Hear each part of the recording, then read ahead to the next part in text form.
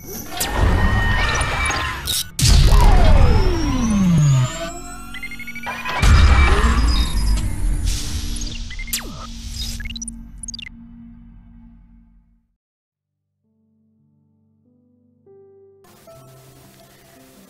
Ibu, dan saudara-saudari yang terkasih dalam Tuhan, kita kembali berjumpa dalam khotbah minggu saat ini, di mana firman-Nya akan kita baca dan renungkan bersama-sama. Kita dapat mempersiapkan terlebih dahulu pembacaan kita dari Yesaya pasal 50 ayat 4 hingga ayatnya yang ke-9 bagian A. Yesaya pasal 50 ayat 4 hingga ayatnya yang ke-9a. Kalau kita sudah menemukan perikop pembacaan ini, mari saya mengajak kita semua satu di dalam doa. Mari berdoa. Terpujilah Engkau ya Tuhan, Allah yang berkuasa atas diri dan hidup kami. Kasih dan penyertaan-Mu yang membuat kami boleh menikmati hari Minggu Kudus perhentian-Mu ini. Kiranya Engkau hadir di tengah-tengah ibadah kami Minggu tanggal 5 April 2020. Dan firman-Mu akan kami baca dan renungkan bersama-sama. Mampukan kami untuk dapat memahaminya, menghayatinya, dan boleh memberlakukannya dalam sepanjang hari hidup kami.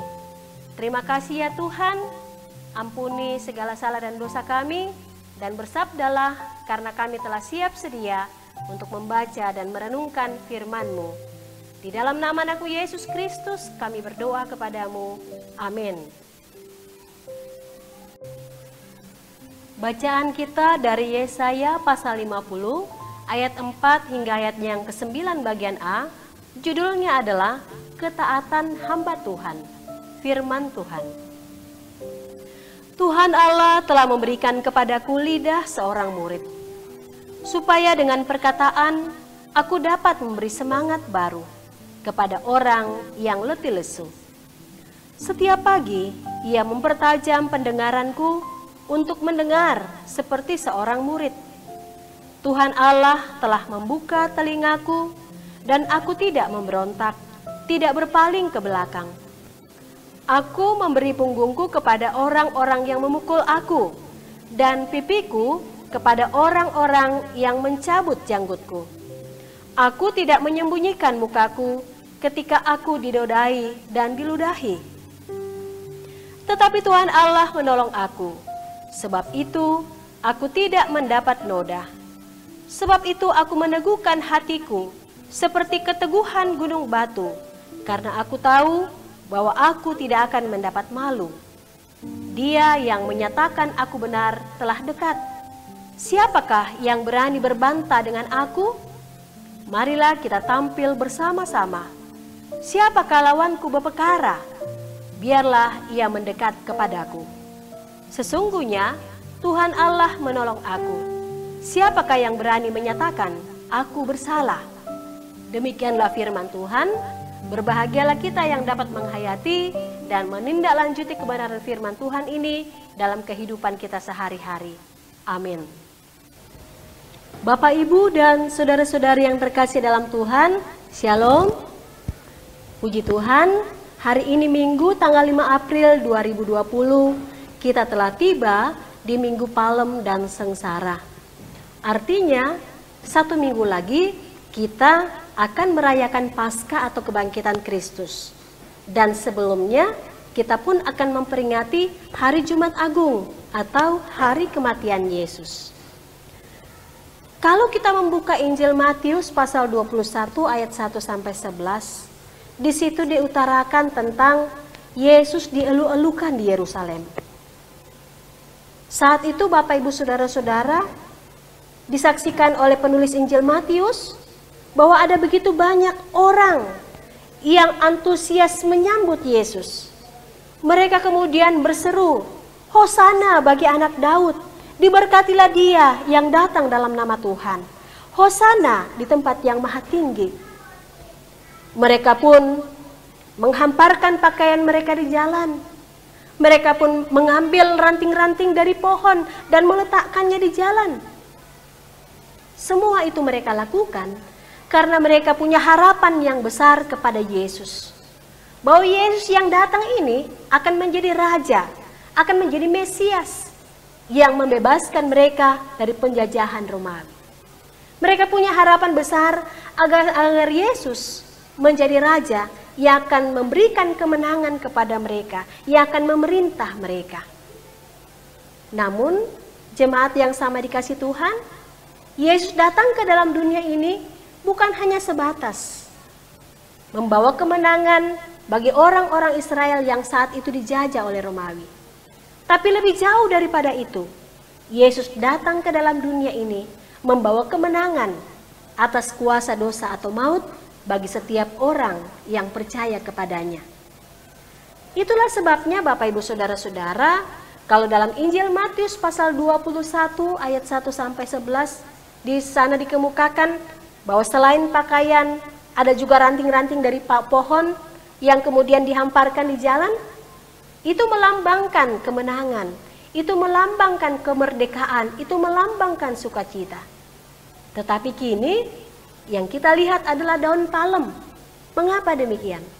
Karena daun palem melambangkan perdamaian, kemenangan, dan pengharapan kita yang satu-satunya kepada Tuhan.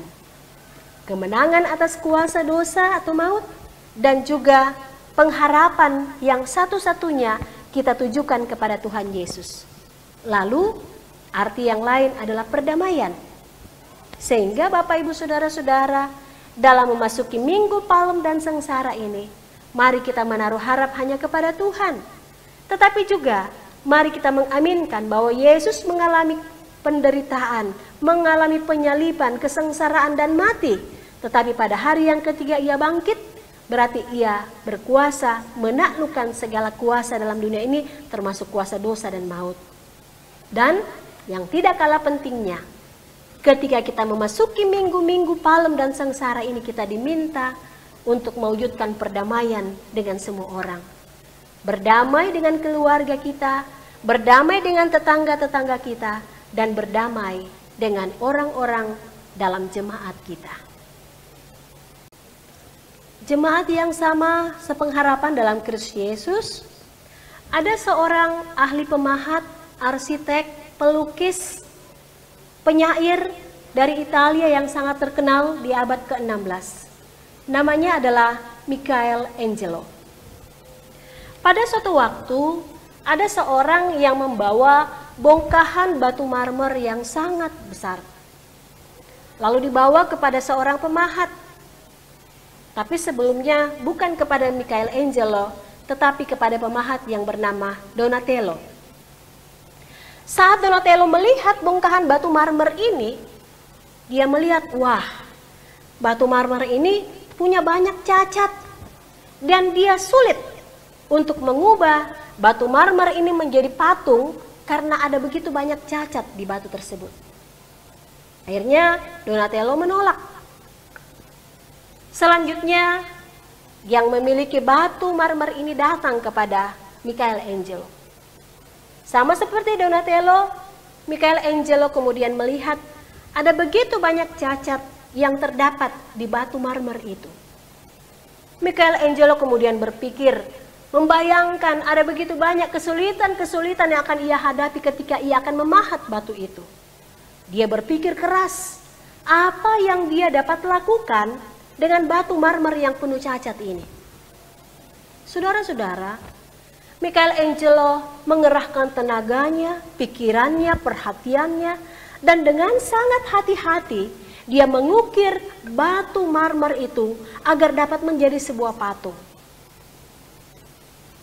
Batu marmer yang penuh dengan cacat itu kemudian dengan konsentrasi yang penuh, ia mengubahnya menjadi lekukan-lekukan. Dan pada akhirnya, saudara-saudara, batu marmer yang banyak cacatnya itu diubah oleh Michelangelo menjadi sebuah patung yang sangat terkenal. Namanya patung Daud.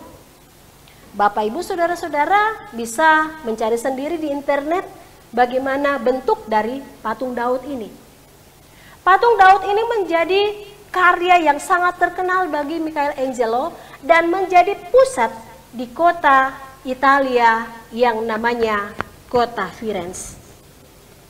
Saudara-saudara yang terkasih dalam Tuhan, Ada banyak hal yang dapat kita pelajari dari Michelangelo. Bahwa ia tidak mudah menyerah dengan kesulitan yang ia hadapi. Tetapi ia mengerahkan tenaga, perhatian, konsentrasi, bahkan dia berhati-hati sehingga sesuatu hal yang banyak cacatnya, yang banyak kekurangannya pun kemudian diubah menjadi sebuah patung yang sangat terkenal. Namun Bapak Ibu Saudara-saudara, ada satu hal yang dapat menginspirasi kita dari Michelangelo. Dia adalah seorang yang ahli di bidangnya. Dia adalah seorang pakar. Dia adalah seorang pemahat, arsitek, penyair, pelukis yang sangat terkenal.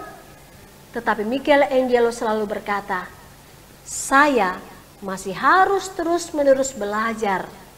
Artinya, Michelangelo selalu memposisikan dirinya menjadi murid.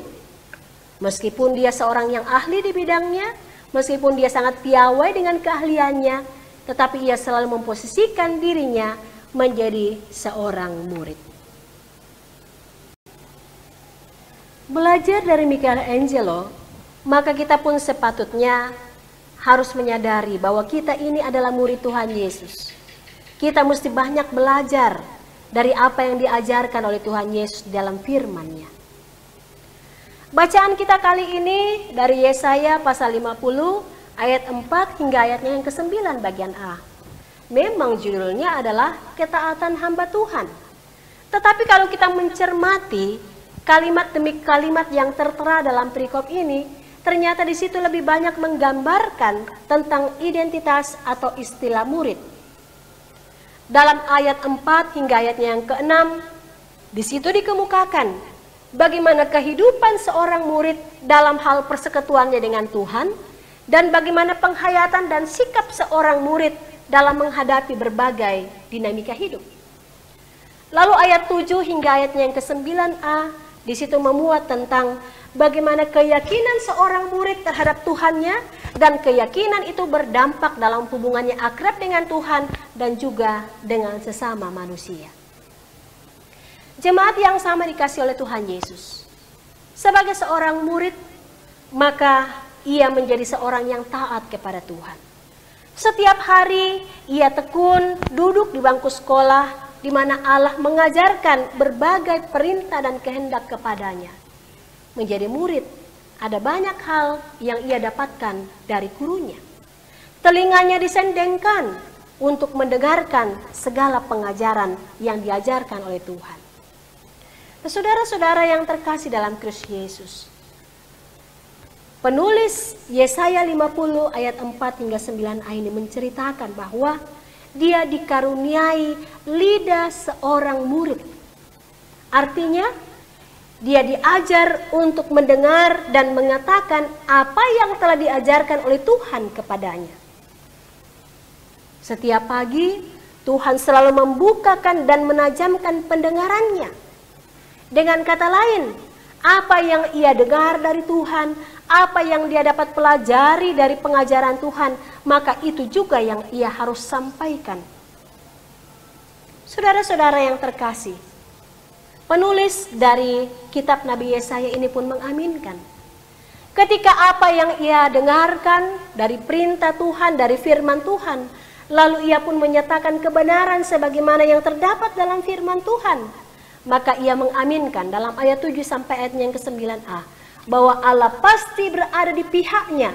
Allah pasti akan membela dirinya ketika ia selalu konsisten dalam memberitakan kebenaran isi firman Tuhan.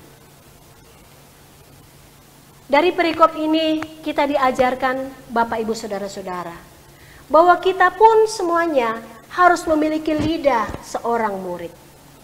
Artinya lidah seorang yang mau dan bersedia diajar oleh Tuhan. Sehingga setiap kita yang memiliki lidah hendaknya dapat mengekang, hendaknya dapat mengendalikan apa yang kita ucapkan sehingga semuanya itu bermanfaat dan sesuai dengan kehendak Tuhan. Kita semua adalah murid Tuhan. Tetapi sadar atau tidak, acap kali lidah kita sulit untuk dikekang. Kita bukannya memberitakan tentang isi firman Tuhan, kebenaran Tuhan, tetapi justru kita mengucapkan kata-kata yang sembarangan, percakapan yang sembrono, kata-kata yang belum pasti kebenarannya, tetapi kemudian kita memprovokasi orang-orang lain sehingga tidak ada perdamaian antara satu dengan yang lain oleh karena ucapan yang keluar dari lidah kita. Saudara-saudara, Matius pasal 12 ayat 36 hingga ayatnya yang ke-37 mengingatkan kita firman Tuhan. Setiap kata sia-sia diucapkan orang harus dipertanggungjawabkannya pada hari penghakiman. Karena menurut ucapannya engkau akan dibenarkan dan menurut ucapanmu pula engkau akan dihukum. Nah, oleh karena itu Bapak, Ibu, dan saudara-saudara, mari kita menyatakan kedewasaan kita. Kedewasaan itu tentu saja bukan dilihat dari umur, tapi kedewasaan kita ketika kita dapat mengendalikan dan mengekang lidah kita, lalu mengucapkan setiap kata-kata yang dikehendaki oleh Tuhan. Mari kita meneladani Tuhan kita Yesus Kristus yang selalu menghadirkan damai sejahtera dan sukacita kepada orang-orang di sekitarnya. Orang yang takut, orang yang putus asa dihiburkan dan diteguhkan, sehingga menjadi pribadi-pribadi yang selalu mengandalkan Tuhan. Sebetulnya Bapak, Ibu, dan saudara-saudara yang terkasih dalam Kristus Yesus, kitab Yesaya 50 ayat 4 hingga 9a ini sebetulnya menubuatkan tentang Yesus Kristus. Dan nubuat tentang Yesus ini membuat 3 langkah penting dalam hidup Yesus. Langkah yang pertama adalah dengan lidahnya Yesus menyampaikan firman Tuhan dengan berbagai pengajaran, berbagai teguran, berbagai khotbah, dan berbagai penghiburan. Langkah yang kedua, dengan telinga yang dimiliki oleh Yesus, ia terlatih untuk selalu siap mendengarkan setiap keluhan dan permohonan, tetapi ia juga mewujudkan kepedulian dengan orang-orang yang membutuhkan uluran tangan. Dan langkah yang ketiga adalah Yesus menunjukkan ketaatan kepada Bapanya yang di surga. Ia rela mengorbankan jiwa raganya untuk menyatakan kemuliaan bagi Bapa di surga. Dan dalam kehidupannya sehari-hari, ia pun memberikan keteladanan bagaimana kasihnya yang rela berkorban dan tanpa perhitungan itu pun dinyatakan bagi semua orang tanpa terkecuali. Jemaat yang sama dikasih oleh Tuhan, pelayanan Yesus Kristus ini semakin memuncak dalam minggu-minggu yang akan kita lewati ini. Penderitaan, kesengsaraan, penyaliban, kematian, dan kebangkitannya. Sangat jelas, sangat konkret. Dan hal itulah yang patut kita hayati dan kita tindak lanjuti dalam masa-masa Minggu Palem atau sengsara ini. Sebagai seorang murid, kita diberi lidah untuk memberikan semangat baru kepada orang-orang di sekitar kita. Di mana kita dituntut untuk bersedia terus-menerus belajar, terus-menerus membuka diri untuk mendengar apa yang Tuhan firmankan atas diri dan hidup kita. Kesediaan kita untuk mendengar firman-Nya, kesediaan kita untuk mendengar curahan hati atau keluhan dari orang lain, tetapi juga kemampuan untuk berempati, untuk solider dengan pergumulan orang-orang di sekitar kita. Lidah seorang yang sudah diajar adalah lidah yang bersedia untuk dikendalikan, sehingga setiap kata yang kita ucapkan bermanfaat bagi orang-orang di sekitar kita dan menjadi berkat bagi orang lain. Itulah sebabnya tema kita pada hari ini, Minggu tanggal 5 April 2020 adalah menyambut Tuhan dengan hati yang bersih dan juga dengan lidah yang bersih. Oleh sebab itu, dalam menyambut Minggu Palem dan sengsara ini, mari kita selalu meminta pertolongan Tuhan agar hati kita bersih, agar lidah kita bersih, sehingga dimanapun kita berada, kita boleh membawa makna daun palem ini, membawa pengharapan kepada Kristus dan juga mewujudkan perdamaian dengan semua orang, sehingga kita boleh mendatangkan berkat di tengah-tengah kehidupan kita sekalian.